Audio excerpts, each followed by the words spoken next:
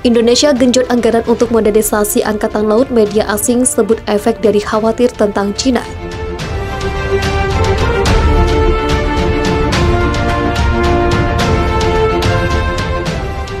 Indonesia memulai program untuk memodernisasi Angkatan Lautnya dan membangun pencegah yang efektif untuk melawan tindakan perambahan di zona ekonomi eksklusif 200 mil laut di sepanjang batas laut utaranya.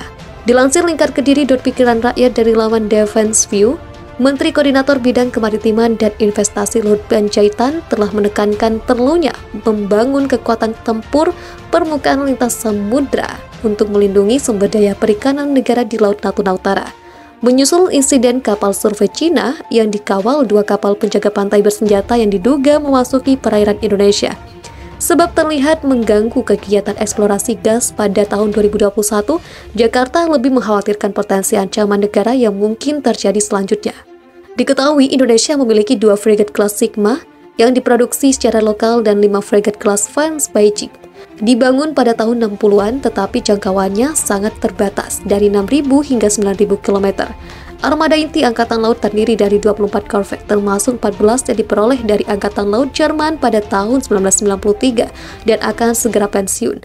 Untuk memperkuat kapasitas Angkatan Laut, Menteri Pertahanan Indonesia Prabowo Subianto menandatangani kontrak untuk membeli 2 fregat Inggris tipe 31.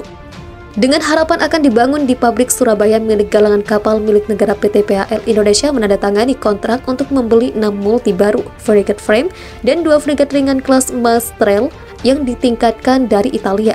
Selain kapal perang yang disebutkan di atas, Prabowo juga mempertimbangkan untuk membeli lebih banyak jet tempur Boeing F-15EX Agile 2 dan Dassault Rafale untuk memperkuat armada lini depan 33 unit pesawat tempur F-16, 16 unit pesawat tempur Su-27 dan Su-30. Di sisi lain, Panglima Angkatan Udara Indonesia Fajar Prasetyo baru-baru ini mengatakan bahwa negaranya telah memutuskan untuk membatalkan rencananya untuk membeli pesawat tempur multiperan Su-35 Rusia karena kekhawatiran tentang sanksi ekonomi Amerika Serikat. Indonesia akan sangat bergantung pada pinjaman luar negeri untuk membiayai program modernisasi militer senilai 125 miliar dolar selama 25 tahun ke depan, menurut dokumen rahasia dari Kementerian Pertahanan Indonesia. Banyak sistem pertahanan kita yang sudah tua, jadi menggantinya sangat penting, kata Prabowo Subianto, menekankan perlunya menanggapi lingkungan yang selalu aktif dan berubah. Namun Menteri Prabowo Subianto dan banyak pejabat pertahanan Indonesia lainnya tidak banyak menyebut perilaku agresif Cina di Laut Natuna Utara.